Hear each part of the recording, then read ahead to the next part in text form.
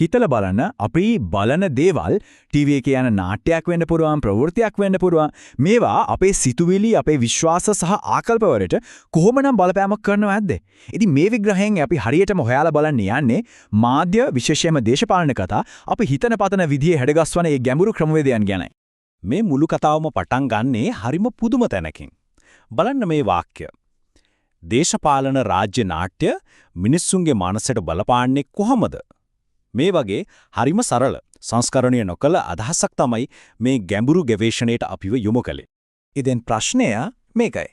අර වගේ සරල අදහසක් දේශපාලන බලපෑම ගැන කරන ගැඹුරු විශ්ලේෂණයක් බවට පත් වෙන්නේ කොහොමද? අපි දැන් බලමු මේ සරල ප්‍රශ්නය මාධ්‍ය තීරුම් ගන්න පුළුවන් ප්‍රබල රාමුවක් බවට පරිවර්තනය වෙන හැටි. හොඳයි. මේ ගමනේ පළවෙනි පියවර තමයි මේ. නිකම් අදහසක් විඩයක තියෙන දෙයක් අරගෙන ඒකට පැහැදිලි විශ්ලේෂණාත්මක ව්‍යුහයක් ලබා දෙන එක. බලන්න මේ වෙනස.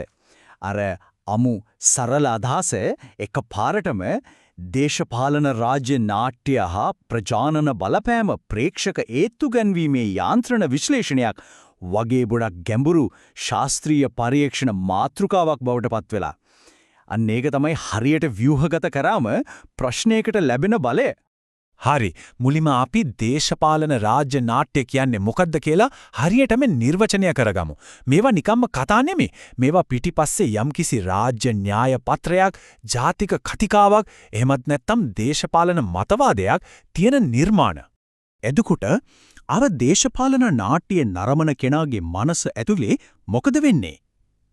මාධ්‍ය පණිවිඩයක් ලැබුණාම අපේ මොළයේ ඒක තේරුම් අරන් සකස් කරලා ප්‍රතිචාර දක්වන විදියට තමයි අපි ප්‍රේක්ෂක ප්‍රජානනය කියලා කියන්නේ. හරි. දැන් බලමු මේ බලපෑම ක්‍රියාත්මක වෙන්නේ කොහමද කියලා. මේවා නිකම් වියලි ශාස්ත්‍රීය සංකල්ප විදියට හිතන්න එපා. හිතන්න මේවා පර්යේෂකයෝ බලපෑම ක්‍රියාත්මක වෙන විදිය දකින්න පාවිච්චි කරන විශේෂ කාච පහක් නැත්නම් මෙවලම් කට්ටලයක් වගේ කියලා. මෙන්න තියෙනවා ඒ මෙවලම් පහ. ප්‍රේක්ෂකයා පණිවිඩය බාරගන්න විදිහ, මාධ්‍ය අපේ ලෝකය ගැන අදහස් ගොඩනගන හැටි, සිදුවීම් එක විදිහට රාමුගත කරන හැටි, ඒ වගේම කතාවක සම්පූර්ණයෙන්ම ගිලිනන එක වගේ දේවල් තේරුම් ගන්න මේ න්‍යායයන් අපිට ගොඩක් උදව් වෙනවා. මෙතන තියෙන වැදගත්ම කාරණය තමයි මේ. අපි කියන්නේ ප්‍රේක්ෂකයෝ කියන්නේ නිකම්ම ස්පොන්ජ් වගේ පණිවිඩ උරා ගන්න අය නෙමෙයි. අපි හැමෝම අපේ අත්දැකීම්, අපේ විශ්වාස කියන කාච මේසේ ඒ පණිවිඩ දිහා බලලා ඒවට අපේම අර්ථකථනයක් දෙනවා. කතාවකට අහු වුණාම මොකද වෙන්නේ? අපි කතාවක හොඳටම ගිලුනම අපේ විචාර බුද්ධිය, ඒ කියන්නේ මේක ඇත්තද බොරුද කියලා හිතන එක ටිකක් පැත්තකට යනවා. අන්න ඒ වෙලාවට තමයි කතාවේ තියෙන අදහස් කිසිම බාධාවකින් තොරව අපේ මනසට ඇතුළු වෙන්නේ.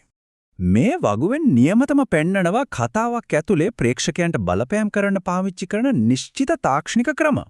අපේ හැංගීම අවුස්සන එකේ ඉඳලා එකම පණිවිඩය නැවත මතක් කරන එක දක්වා මේ ක්‍රම විහිදලා යනවා. හරි. දැන් අපි මේ ව්‍යුක්ත න්‍යායන් ටික අරගෙන බලමු මේවා ඇත්ත ලෝකේ කොහොමද ක්‍රියාත්මක වෙන්නේ කියලා.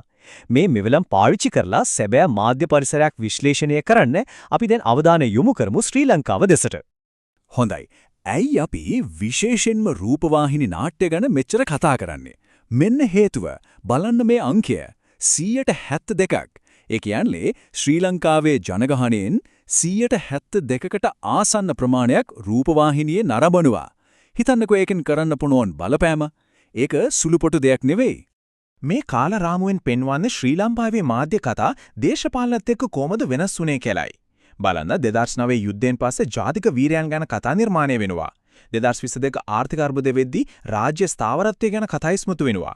හැම විටම වගේ මාධ්‍ය කතාව දේශපාලන න්‍යාය පත්‍රයක තදින් බැලිලා තියෙනවා. හොඳයි. අවසාන වශයෙන් අපි මේ කතා කරපු ශාස්ත්‍රීය රාමුව ඕනෑම කෙනෙකුට වඩාත් විචාරශීලී මාධ්‍ය පාරිභෝගිකයෙක් වෙන්න පාවිච්චි කරන්න පුළුවන් ප්‍රායෝගික මෙවලමක් බවට පත් කරගමු.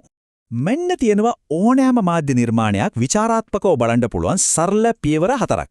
පළවෙනියට මේ නාට්‍ය මොන රාමුවකින්ද කතාව කියන්නේ. දෙවනුව ඒක අපේ හැඟීම් වලට කොහොමද බලපාන්නේ?